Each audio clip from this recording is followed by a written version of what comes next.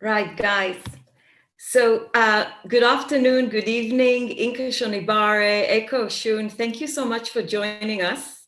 It's always a pleasure speaking with you. I can see our crowd is trickling in. They're joining on Zoom. They're also joining on YouTube. We've had a lot of comments on LinkedIn and on social media. So clearly this topic is something that touches everybody. You know, it's and that's why it was so important for the British Friends of the Art Museums of Israel, whom Yinka knows quite well. We've embraced him in the past. Ekow is now learning to know them. And it's an organization that's based from the UK. It's based actually from London. And it has been around since 1947. So before Israel was even constituted, there was a museum in Israel. And the fundraising started for Tel Aviv Museum. And in the 60s, it started for the Israel Museum, and it has expanded since to several other museums. And what BFAMI supports is educational programs for these museums, as well as acquisitions to them. And what we want to discuss today, or really to converse, because I'd love this to be really informal, like my conversations with Yinka and Ekow normally are, is to talk about Black representation these days and the power of photography, art, and technology. So between the three of us here, we have art. We have Yinka, who is a really leading artist globally. His art is collected by top collectors, private collections, and museums worldwide. We've got Ekow Eshun, who is a leading writer and author. He also ran ICA in London and is chairing the commission for the Fourth Plinth in Trafalgar Square. My name is Ayelet Elstein. I'm an Israeli living in London for the past 19 years. Technology brought me here. I'm still in technology.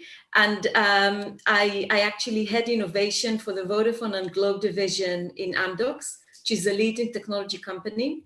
But I was involved for quite a while with BFAMI and other art organizations, and I'm a trustee at Artangel and Yinka Shonibare Foundation. So before we jump into our conversation, I just want to let our audience know that you can ask questions on the Q&A, or you can forward it to us later, and I'm sure Yinka and Ekow will be happy to answer. So without further ado, I want to actually say personally that when George Floyd sadly was murdered earlier this year, one of the first things I did was pick the phone and call Yinka. And I wanted to hear Yinka's thoughts. I wanted to hear it from a perspective of a black person living outside of his homeland. And I had an interesting conversation in Yinka, and one of the things Yinka told me said, this is a US problem. It's not a global issue, Black Lives Matter. So could you please elaborate on that, Yinka? Well, I mean, you know, in that regard, we have to talk about specifics. Mm-hmm. You know, we do have a similar problem in the UK, but it's of a different nature.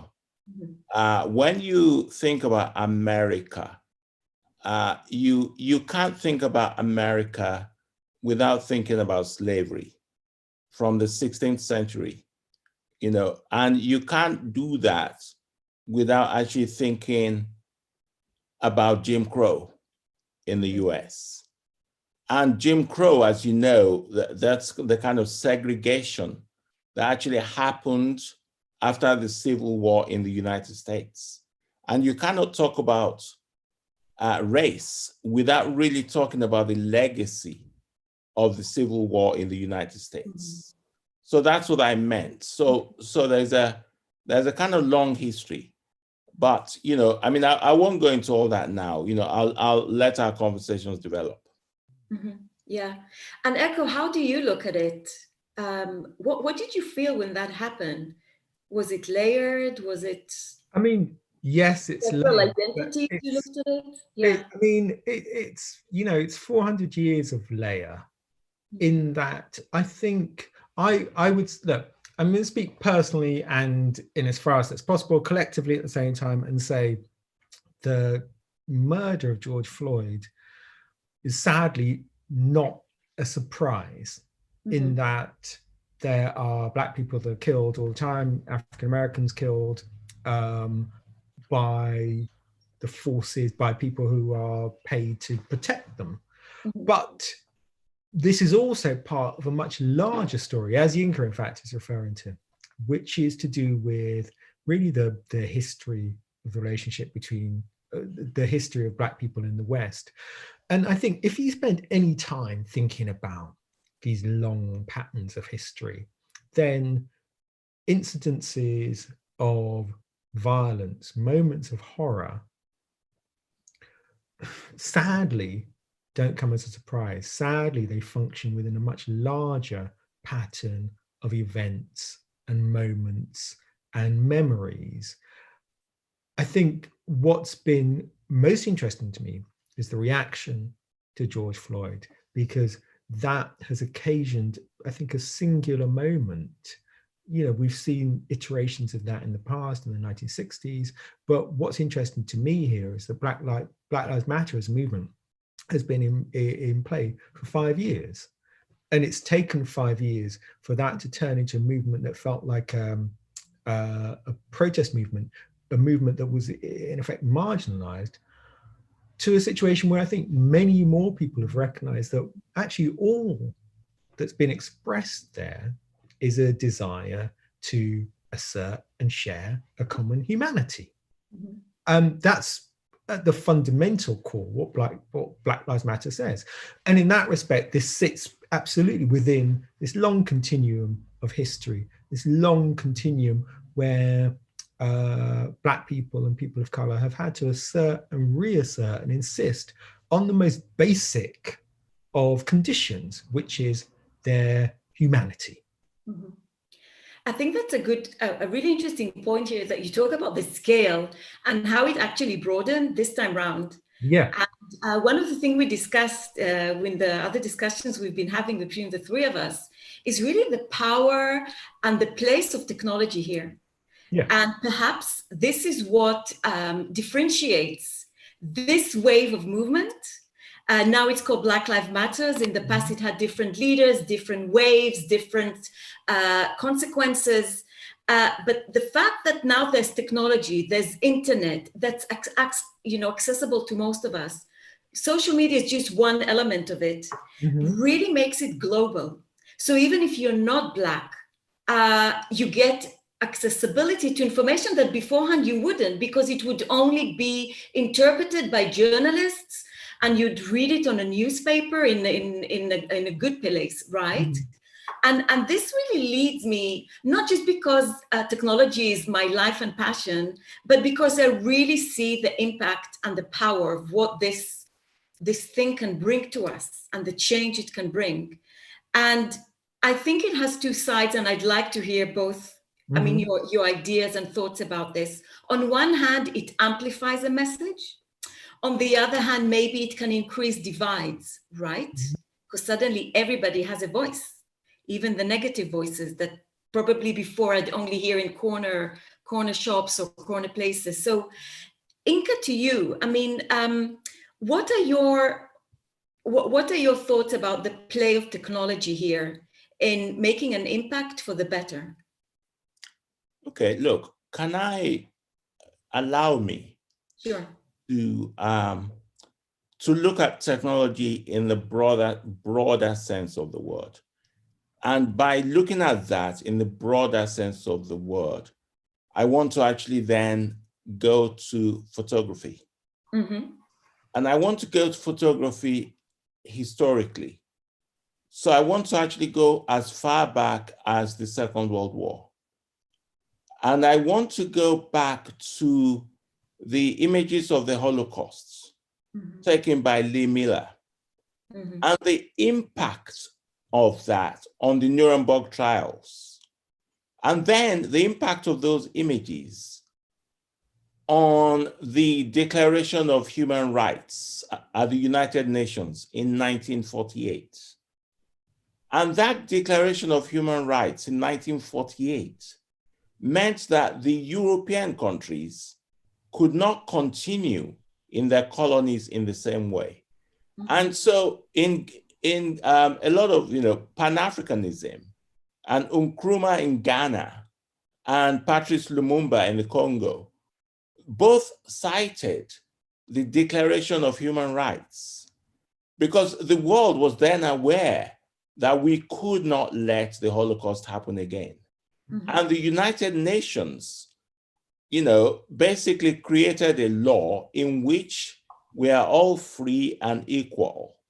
Therefore, European countries like Germany, United Kingdom, Belgium, France, could not justify, the colonialism in Africa.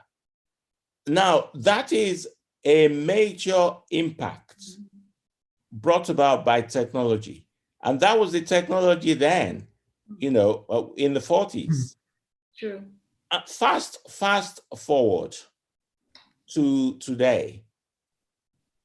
I mean, in the past, most of the civil rights in the Black Power movement in the 70s, the civil rights movement in the United States were seen primarily as Black civil rights movements.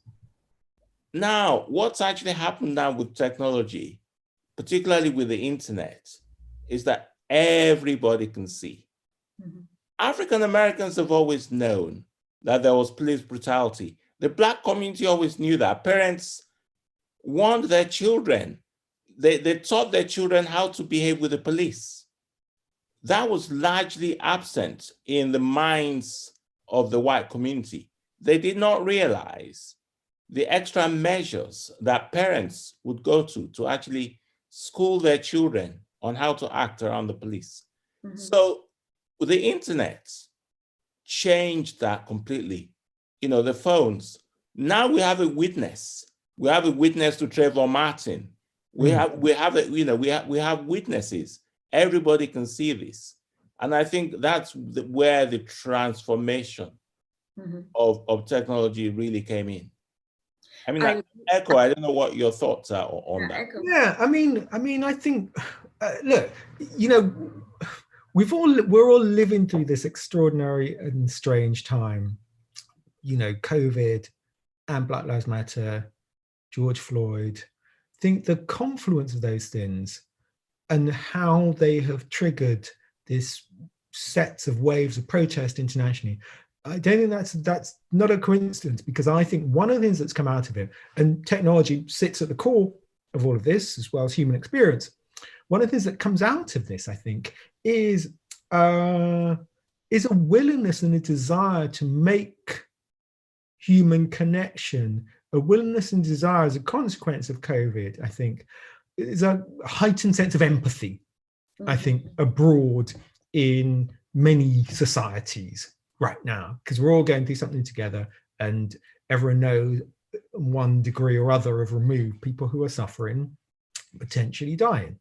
I think these conditions, help people understand the very basic issues that are going on with Black Lives Matter, and trigger the quite right upset and anxiety that comes from seeing something like George Floyd killing.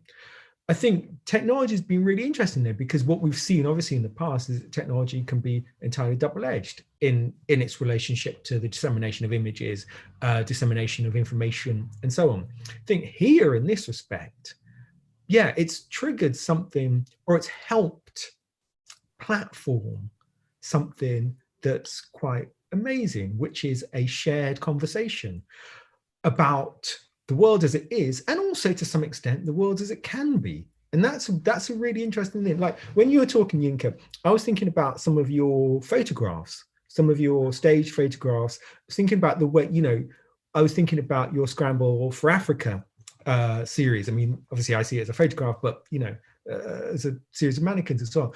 And what's really interesting to me is that actually so much of your career has been about staging and interrogating these moments or instances. And some of those are about moments of political history, some of those are about social relationships or sexual relationships, even a whole range of different things. And now, so I want to ask you a question, which is when you're thinking about the role of history and race, let's say, where do you go to? Where do you decide, okay, look, I'm going to make an expansive work about the scramble for Africa, about the Berlin Conference? Where's your thinking going that takes you to say, look, this either instance or image or historical moment is something that I want to capture and reconsider? Sorry, I'm asking the question, but I'm actually going to show one of Yinka's images here. It's not the ones you've mentioned, Ekow, but I think it's just for the ones of us who wants to be reminded or refresh their memory. I mean, I think these are one of the first images I saw of one of the first series of Yinka that I've seen, of the Victorian dandy, the Diary of a Victorian Dandy, of the playfulness that's actually representing a very heavy and quite pertinent message, you know, where you're changing role play here, Yinka, right? Yes. Yeah. Well, you know, also in answer to some of them, you know, Ekow's questions here, you know, the issue has been representation, right? And how historically we've been represented. Now, as a young man, you know, sort of going to art school and then graduating, I came across the images of Black people I came across were, you know, images of slavery, images of Africans being decapitated in the Congo. You know, never really empowering. And I felt that, you know, to actually change the course of history, we need to take charge of our own representation. And we need to take charge of how we're represented. And I wanted to actually change the game of representation. You know, the first time I showed those images, they were actually shown on the London Underground as huge posters on the tube. And that was even before you have art, you know, you now have a lot of art on the tube. Because I wanted to make a bold public statement in which millions would actually see those images. You know, there were several questions at the time. People wanted to know if this person actually really did exist. You know, was this for a film? You know, was this an advert for a film? You know, and I feel very strongly that, you know, we have to take control of this. Now, this image, there's also context here, historical context. There's the Victorian context, and it's not, you know, when you see images of the Victorians, you're very unlikely to see a Black man in a situation like that, you know, and he's a dandy and he's, you know, he's having a leisurely life. And I wanted to portray that, put myself into that position.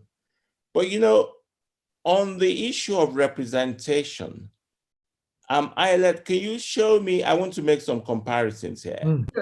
Show me the image of Mapplethorpe. Sure. Oh, sorry.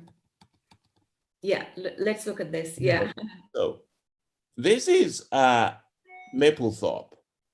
This is the image of a Black man. You know, for those of you who know his work, you know, Mapplethorpe is a white photographer, you know, in America.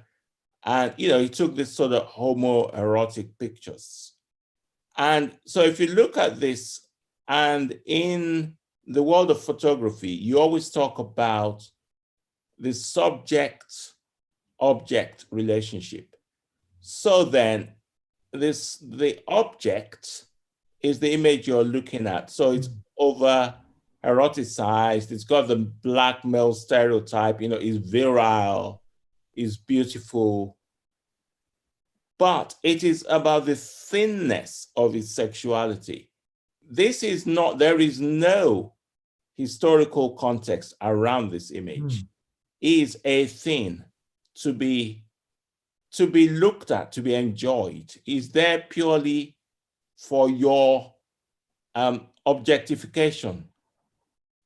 Now, in the photographs I made, historical context or contexts, history stories became a very important part of that image.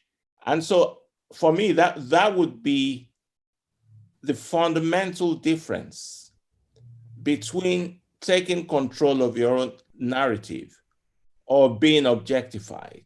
Yeah. Those would be two differences to me. And then if you go to the Rotimi Fani-Kayode, go to the... I want to go back to Beyonce as well afterwards as an artist as well, taking control, but absolutely, I'll go back. Yes, sorry. Yeah, here we go with Rotimi. So yeah. This is the work of a Nigerian photographer who was also gay, and the homoerotic was also part of his work, but not exclusively. Now, this is an image of him. He's almost like a kind of Bacchus character. But then, there's also he signifies or points to his African history and heritage in the mask that he's holding. So then the image is imbued, if you like, with stories, with context, with identity. So it's not a simplified objectification of the Black man. So that's that. So when you take control of your own image, then you tend to actually include your subjectivity as opposed to the object. Yeah, I totally agree here. I want just to, this is an image I love. She didn't post to it, but Beyonce, the famous Super Bowl, I think it grabbed the most eyeballs. With her going on stage with her huge group of dancers and her choosing Malcolm X, right? So she chose Malcolm X, who chose one way of his fight here. And I just wanted to hear what you think about it. I mean, she's very feminine, very soft. She's very strong. The sexiness about her. How do you feel that she carries the message of Malcolm X in the context of today when she was in the Super Bowl? I'll let Ekow Yeah, Ekow.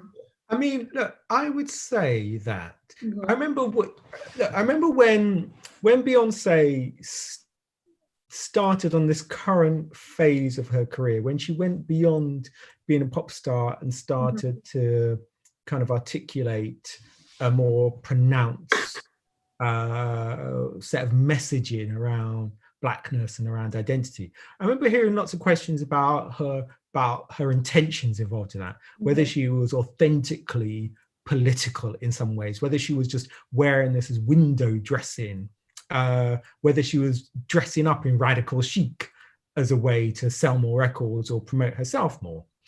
And in a way, I think this image, and I'm glad you pulled it up, Ayelet, this image, in a way, speaks to actually some of the points that Yinka has been making, which is that when it comes to self-representation, the issue really, I think, is how you confound and complicate expectation around the self. So to come back to George Floyd for a moment, George Floyd, one of the reasons George Floyd was killed was because the police officer involved could not get beyond a singular idea of who Black people were. So he thought Black people as thugs, as criminal, and so on and so on, something to be eradicated in essence. What we see here with Beyonce, what we see with Yinka in the Diary of a Victorian Dandy, what we don't see in Mapplethorpe is a Black figure who's, yes, asserting their own sense of self, but choosing to do so in a way that's complex and willfully contradictory. So as you say, Ayelet, Beyonce is kind of sexy, she's kind of self-assertive, she's got these figures behind her. They're playing with the imagery of the Black Panthers. At the same time as that, I would suggest she's also sincere in her motivations around asserting Blackness as a position of power, strength, demands for equality, and so on. At the same time as that, she's also a popular figure, musician, performer, pop star who is interested in reaching a mass. None of these things are inherently against each other. They are contradictory to the extent that can you be radical and popular at the same time as that? It turns out you can hold more than one position at the same time. It turns out that being Black, you're allowed to do that. You're allowed to be complex. You're allowed to be contradictory. And that, in fact, you come to a greater whole by asserting these different individual positions that at times shouldn't necessarily hold together, but do. That's the wonder of a performer is that they can make us believe and see. The wonder of an artist is that they do exactly the same thing. They allow us to see into or glimpse what we hadn't necessarily anticipated before. They allow us to glimpse potentialities of the impossible. And actually, we see that in both of these cases. Actually, in fact, both of these are dandified representations of the Black self, from Beyonce to Yinka. And in both cases, these are about saying, let's assert a position that we're not theoretically allowed to take. Let's go to inauthenticity. Let's go beyond just the body to a place where we occupy space that hitherto isn't necessarily allowed to us. I love what you said. It actually leads me to a thought about, the Edward Colston statue. Yeah. We'll get to that in a minute in a more broader discussion. Mm-hmm. But I want to start from the end of what happened recently after the statue was taken off. Yeah. Maybe I'll just share with the crowd, with our distinguished crowd here. You'll have to excuse me with here. So here we see it in Bristol, mm-hmm. it being pulled down. And we discussed that, this heavy looking sculpture was just like bloop, taking off the pedestal. It was quite surprising. But not long after, we have a white artist, Mark Quinn, put a sculpture there of a contemporary protester mm-hmm. who stood, with the Malcolm X, with the Black Panthers, with the salute, with the Black salute. And at the beginning, I have to say, my knee-jerk reaction was, oh my God. So they gave it to a white artist, mm-hmm. a white middle-class, heterosexual artist, mm-hmm. right? But then I thought, actually, it makes it even more powerful, mm-hmm. In a way, because it's as if you can always go wrong with this. Any way you look at it, it's not the right way. And there was a really great and very sincere interview with the protester herself and Mark Quinn. And she actually loved it because she felt she was given a voice and he captured the moment. Mm-hmm. Later, it was taken after 24 hours to auction. But I just wanted to hear your views on that, on how it was replaced, by whom and with what. Yinka, Ekow, Yinka, I'm sure both of you have. I'm going to defer to Yinka as the fellow artist in this thing. Oh gosh, Ayelet, don't make me laugh. Don't make me laugh, Ayelet. Okay. I mean, come on, Mark Quinn, what the, Yeah. Look, this is another white man. He did that without permission, mm-hmm. right? Now, don't get me wrong, the spirit of it is well meant. But I think, we just talked about Beyonce, and we just talked about Beyonce's image, and we talked about Beyonce being in control of her own image, right? And what we haven't talked about actually is feminism and the role of feminism in Beyonce's image. And we have not also talked about intersectionality. That is the double discrimination that women suffer, right? So, and this is very important because this is something that white feminism has been challenged for not taking full account of. Mm-hmm. So Black women suffer discrimination on 2 counts. Then for a white middle-class man to then take the image of a Black woman, no, Ayelet, no. So it's interesting that it doesn't work for me. So do you think the protester, because it was a video interview with them, and I don't know if it's that 15 minutes of power she got and she couldn't resist it, so she didn't look at the subtext here. Yes. Very complex, and I said my my immediate reaction was like, oh no, it can't be a white artist doing that, but it's I'll take it even to the tech world. Okay, it's very democratic, and you see a lot of girl coders, you see a lot of strong women in technology, but still the boardroom is dominated by men, and the money that's invested in technology is a white man's money. It's not a Black man's money or a woman's money. The majority is Black man's money. It's also to say with the art world, secondary markets, look which money is invested here. So when do we turn the tables? What is the vehicle to bring these voices, to bring that money, to bring that color?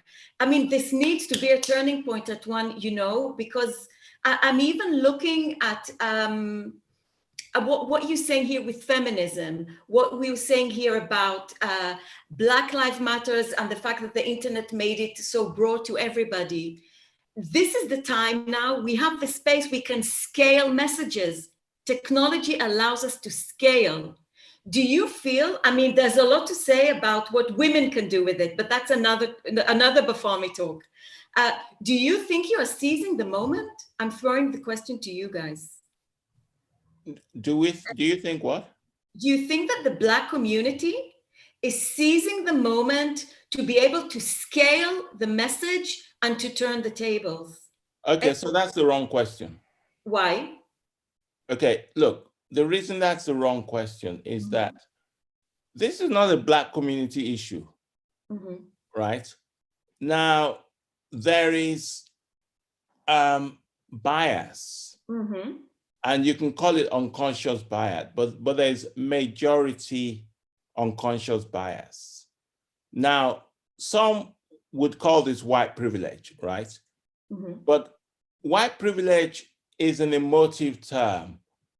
And so in the spirit of collaboration, I won't use that term. No, I think you should use it. I think it's very well. Yeah. Okay. Now, who are the CEOs, right?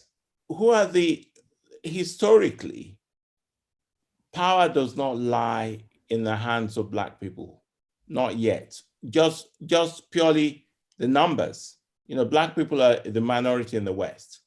So I think what's actually needed now is a recognition that, if you're a Black man, you're probably 5 times more likely to be arrested by the police. If you graduate from university, your likelihood of getting a job, it's probably half. It'll take a long time. And plus, with all the kind of, harassment and, your employment chances, it's actually quite difficult for you to change the system. And so the best way you can actually change, I was kind of thinking about this the other day, and maybe we actually want, we want an alliance, an alliance of Black business owners who will actually deliberately set out to change their employment practices. And so we need to actually form an alliance of an alliance of business owners. But this is exactly that, Yinka. What you mentioned is also called ethical investment, and it's not just in sustainability. It's about putting your dollar in companies that the majority of the board are women or Black people or minorities, disabled people. And this is the power of the dollar, which is very crucial. And perhaps through the scale of technology and social media and the fact that information is so accessible, this needs to feature far more, these type of conversations. Yeah, but you see what I want to say really, because I wrote something down here. Sure. And I described it as, a boat, right? ABODE, in which, so this is more like a code of conduct that an alliance of business owners for diversity in the economy. So in other words, as a business owner, you will have, it could be a logo or whatever that's developed. And so kindred spirits like yourself, and this could be a networking opportunity for business owners, whereby they will commit to actually employing a certain number of people. They will commit to diversify their companies, and we will have a logo and companies who subscribe to that. Now, the important thing about this is a private sector initiative, because you see, what governments write reports, they write commissions. They constantly commission reports whenever there's a riot or whatever. There are so many reports that have been written. They don't do anything about it. It does not really have an impact. And I think this is a civil society and a private sector initiative. And I don't actually believe that governments can actually make the transformation that the private sector can make. Now, and the important thing about this is, when that statue came down in Bristol, if you look at the images of the people who brought the statue down, the majority of the people who did that were white. Exactly. And the majority of people were white. And I actually believe that there are, my own entire career has been done in collaboration with white people who are kindred spirits. And I think this is what business, my dream would be to actually see an alliance of business owners who actually want to support diversity, and they will network and show that they are committed to changing the culture within their organizations. Yeah. I'll say more than that. I mean, again, from my daily life in technology, the commitment is indeed for the boardrooms. I'll say women as well, people of color and women as well. But more than that, it's for the code. So, I mean, we've had this discussion between us a couple of times, and with Ekow as well. It's the bias in artificial intelligence. So, we'll have more and more implementation of face recognition, and it's already happening in various places in the world, cities, London. And the way it works now, the code recognizes perfectly a white male, the actual white male to the code itself, but it has problems with recognizing Black people and women as well. Now that's a bias that's unconscious, just like you mentioned earlier. It doesn't come from maliciousness or it's not targeted. It's just de facto, just what impacts it is the scale, the amount of data that's available out there. And what's available out there more is images of white men. So the way that the technology world is planning to tackle that, there's ethical AI. So will.i.am, he's invested in one of these companies. And there's more Black people who are now becoming coders, just like there's more women. So just on the technology front, things are actually moving. They don't make a lot of noise about it, but it's happening. Just like there's a lot of technology to deal with digital accessibility and allowing website and technology to be accessible to disabled people. But I think you mentioned earlier, it was both of you touched about these gaps, these existing gaps that even in this conversation, I'm a woman, I'm a white woman, even if I'm a foreigner here, I will never understand your man, you're Black, we all have our own contexts, but sometimes the gaps or the divides are too major. And we say that inequality is a source of ambition and innovation. But when this innovation is too extreme, this inequality is too extreme, it stifles.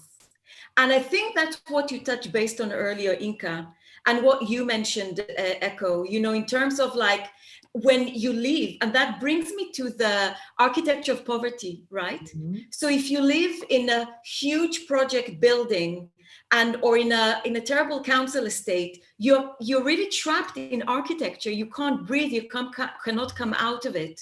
And I wanted to ask yourself, maybe I'll start with Ekow, because you touch on other areas, not just on fine art. How can we change architecture at scale so these changes will happen quicker? Well, I mean, look, I would wrap up the answer also with a response to some of the things that Yinka was talking about, which is that you only change those things when you change the makeup of the people who are making those things in the first place, when you change the structure of companies and organizations and so on. And for me, one of the ways that changes is when these conversations around diversity or equality or gaps and so on begin from, I think, an awareness that that diversity, that opening up recruitments, opening up boardrooms is not a helping hand, is not a reaching down, is not a watering down, but is in fact the opposite. Is actually about how you strengthen and how you make yourselves as a whatever kind of organization more adaptable and more open and more diverse. Like diversity is bandied around a great deal as if in itself it's the answer. The answer actually is just an understanding that there isn't a hierarchy to ability. There isn't a racial or gender hierarchy to talent, to imagination, to possibilities of innovation. But very often it's treated that way. And as a consequence, we end up in these ossified ways of thinking that there's a default standard which historically is set by white men and so on. So we end up repeating these patterns of expectation, and we end up in an argument around diversity, which is about saying, well, look, we've got the core, so how can we broaden it out a little bit? And always the anxiety that companies have is that, well, will that make us weaker in some way? Are we just doing this as a favor? Quite the opposite. You can stand on a street corner and look around you at the possibilities that people can bring, at the innovations that people can bring through how they think and how they live. And really, for me, the change, and you talked about this a few minutes ago, the change needs to begin from a shift in expectation, a shift in understanding. And out of that, you start to think differently about even something like how you build houses and how you build estates and what you expect of and anticipate from the people who live in those places. But you have to begin from an understanding that otherness and difference is an imaginary construct, just as racialized thinking is an imaginary construct that we all live with and have to get to a place beyond. Mm-hmm. Or you can actually take it to the other way and say that this differences between us, the otherness is good. It's good for business, right? Well, yes. Yeah. So you can flip it to both sides, but it's so you can build a business case even to the fact that why you do need to recruit Black people to be coders, again, to fight this ethical AI, to contribute to ethical AI, there are various, you can really tie a business case to it. It's all down to really how you approach it.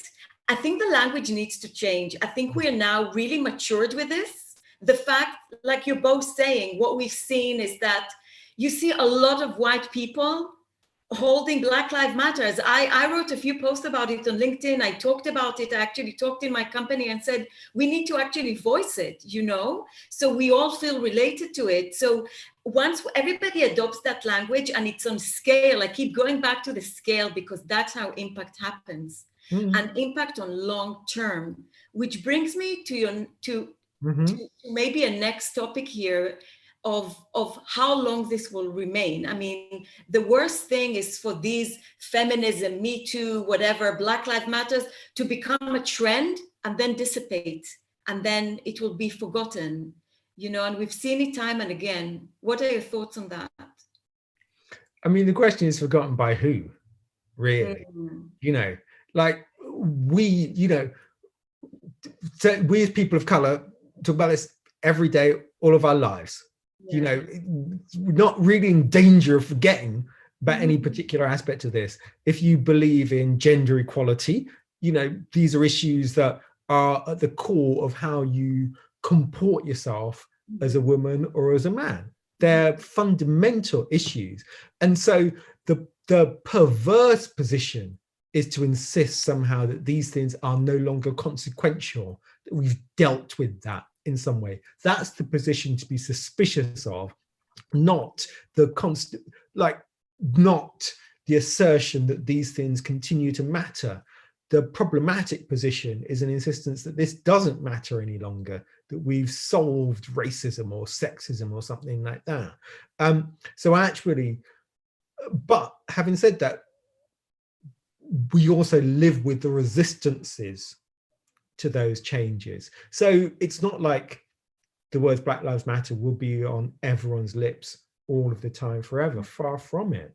But the conversation around what that means and about how we need to have a more equal and open society will always continue, even if it's carried forward by less people rather than more people. But it can't stop, because otherwise, to be perfectly honest, some of us die, either spiritually or ethically or literally, as we see in the case of George Floyd.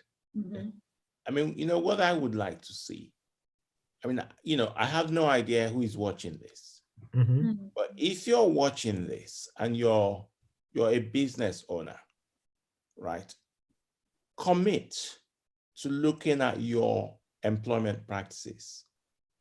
It doesn't matter even if you just employ one more person, because, at the root of a lot of these things are, kind of economic inequalities.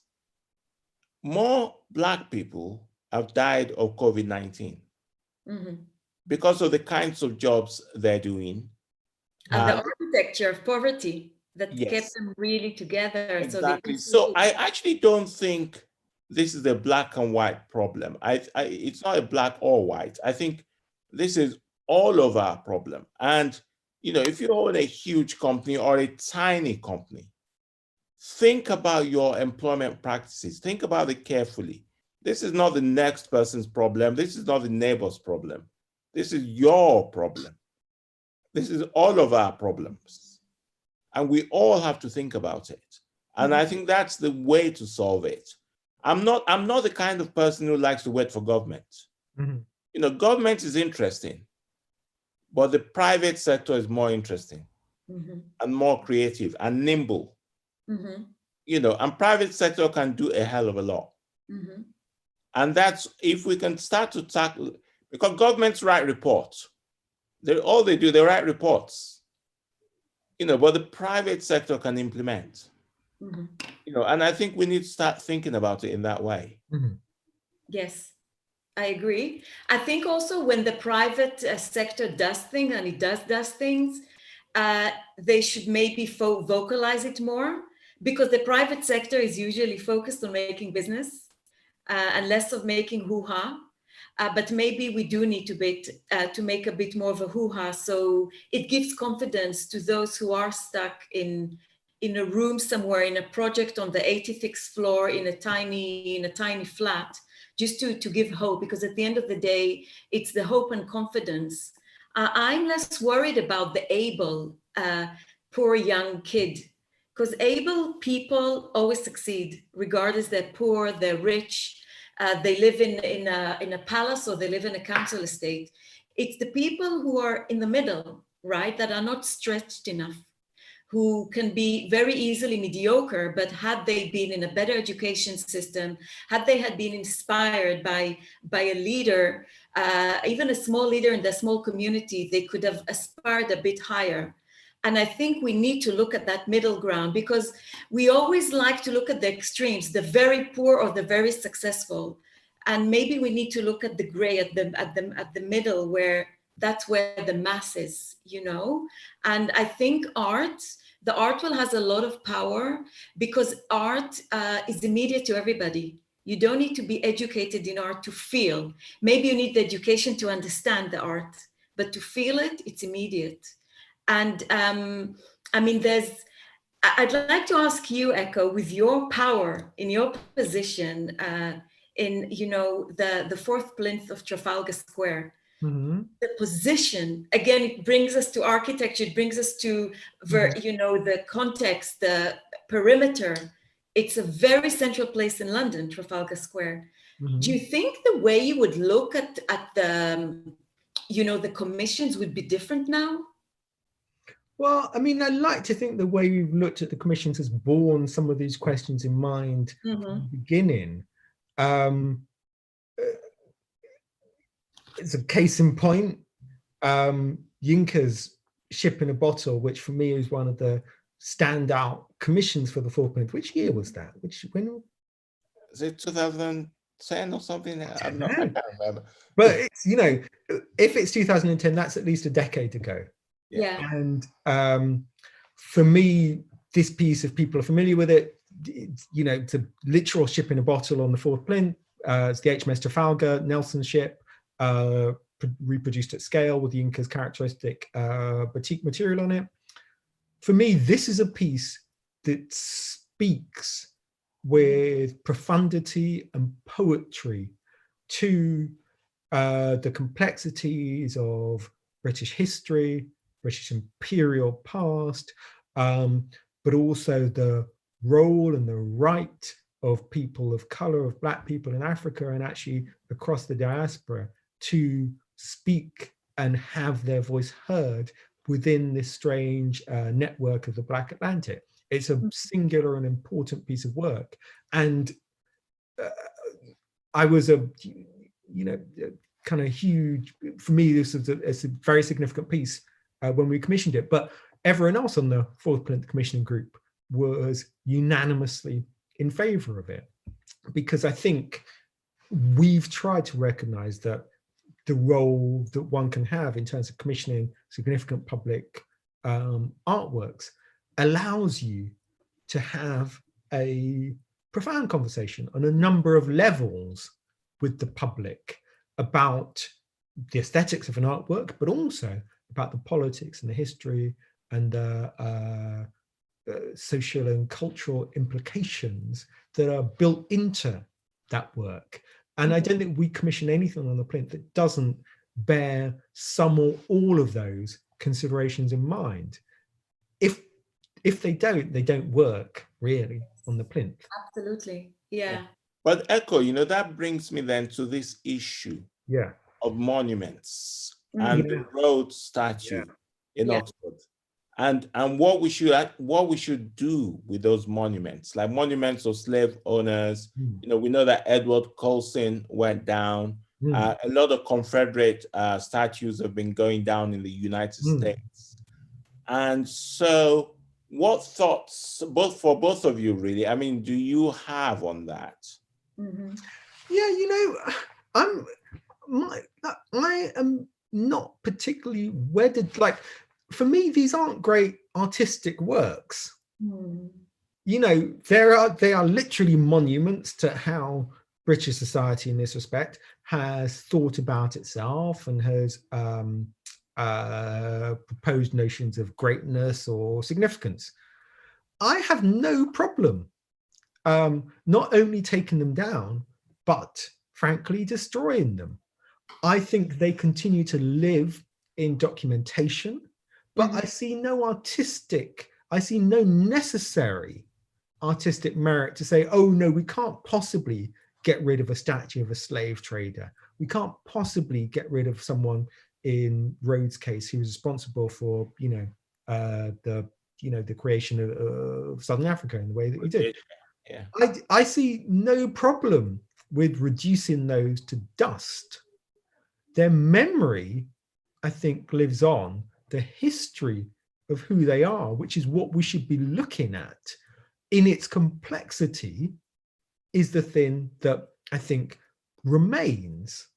But the work in stone, I'm not sure what we're holding on to there.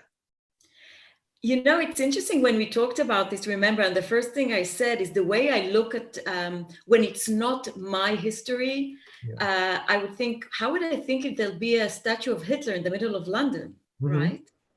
So on one hand, it's important that historically nobody forget that Hitler existed, just so it won't happen again. But on the other hand, the fact that it's so monumental, that it's given these huge sculptures, these monuments, because they're not sculptures, they're statues, right? It's not art, I agree with you. It's really a historical nuance. It's a propaganda in a way as well, right? It's really a symbols of propaganda. So it's really this thin line of representation versus not forgetting. And about these generations, I mean, at the beginning of our conversation, Yinka mentioned Lee Miller and, you know, the daunting and haunting images of the Holocaust. As kids in Israel, as Jews, we've been seeing these films constantly every year not to forget. You know, it's difficult, but we are not allowed to forget. So as long as this imagery of these monuments remain, takes me back again to the internet, then it's okay. But if it disappears, we need this memory. Exactly. The statues. We need our kids and grandkids to remember that vile people were around. We cannot ignore that. I think that's a very well said thing to say, and I agree entirely. I think my only point would be that the statues themselves are not history, and the fetishizing the statue as a thing that is inviolable seems to me the problematic aspect of that. The not forgetting, the memory can take place without the monument. Sure. Okay, but, so what do you I'm going to throw in something really controversial here. Go for it, Yinka. Okay. We love that. What do we then do with the statue of Churchill? Okay, we talked about that, Yinka. I love it that you're raising I'm pointing the question back to you. No, because what do you do with more nuanced characters who have actually done, you know, what Churchill is undoubtedly a big hero of this country. But Churchill also had some views. Which, you know, we wouldn't accept those views today. I mean, in his time, you know, views around eugenics and those kinds of views were acceptable at that time in some quarters, not by everybody. So what do you do about a nuanced character? Look, I don't have a problem in itself with a Churchill statue. I do have a problem with the notion that you cannot critique Churchill's personal history. And I think to some extent, there's a British hiding behind the statue and the image, a reluctance to look in detail at the historical record of those characters, as if that questioning, that critiquing somehow, what's the word used, makes them less sacred as figures. And I think the passage of history, historical figures are inevitably complex, inevitably contradictory. And that's what we should look at. I don't have a problem with the statue in itself, but I just have a problem with the idea somehow that is a representation of them as figures who are sacrosanct, who are beyond critiquing. I agree with Ekow. I want to throw into this discussion another idea, perhaps, because we can't get rid of nuances, because that will become like in a totalitarian regime where, you know, it will only be the imagery of the ruler, right? And we need these nuances to invoke these exact conversations we have now.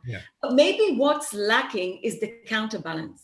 And maybe there's too much of these monuments, of these accessible imagery of white leaders. And we need more of Black leaders that have done plenty for England, we've done plenty for the US, etc., etc. And we're starting to see that, for example, in Hollywood, even in Netflix, they're starting to suddenly unfold all these works of Black directors, or films about important Black characters that we've never heard of, that they actually worked side by side important white characters. So my answer really is the balance. But what's your thoughts here, Yinka? Should we take it down? My thoughts will be to stop having statues of people altogether. I think they're never good. They're really kitsch. Really bad art. Yeah, exactly. Yeah. Just like, Really painful for the eye. They're just awful, I think. And besides, we don't have the skills to make those statues anymore. So why do we want to keep making these horrible things? So I think we should just stop making them. And, we should actually, if you want to memorialize or commemorate, you can have the names of the people. I mean, why do you have to have some ugly statue? Yeah. But listen, see what happened in Romania after Ceausescu. They started to take off the names of streets that were related. So when people want to take off something that has this emotional response to it, they'll do it, even if it's just a mark on a wall. Yeah, but remember one thing, that history is always written by the winners, right? So history is dynamic. So I don't see why, the Fourth Plinth is the perfect thing, actually, because it's not permanent. You can keep changing it. And I think a different generation will always read history through their own lens. Yeah. But that's basically what generations do. And I think we can't assume that just because we, in our own time, think somebody is great, then the next generation is going to have the same opinion. Yeah. Well, it's never like that. Yeah. I agree. And maybe we can really conclude with this. And I wanted to conclude actually with Gen Z, not even the millennials. So I know a lot of millennials are listening to us at the moment, and they're pivotal, both for the private business, but also for the nonprofit.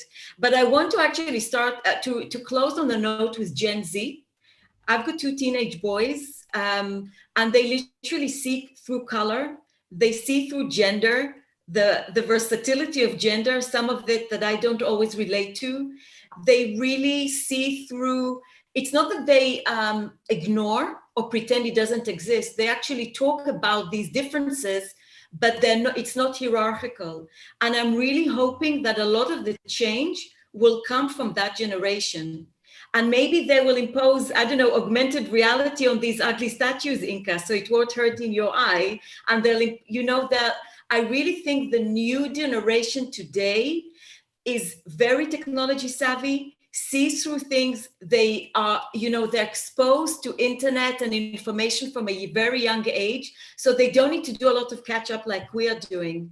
And it will be really interesting to have this type of conversation even 5 years from now, and see how it changed, because they're really impactful. And we see what they're doing with sustainability today and everything. So listen, guys, I would love to speak with you forever. And we're going to finish this offline. I want to thank our wonderful, wonderful crowd. I hope we've answered somehow the questions that were asked. Some of the questions that were asked, we answered indirectly. But as anybody here who wants to converse with Yinka, Ekow, and myself can do it through BFAMI, that will be very welcome to do that. And I want to thank you guys. It's always a pleasure. And I'm sure we'll have more conversations or more things together with BFAMI, who are really welcoming you with open arms. So thanks a lot. Thanks for your wisdom and generosity. Bye. Thank you, the crowd. Bye-bye.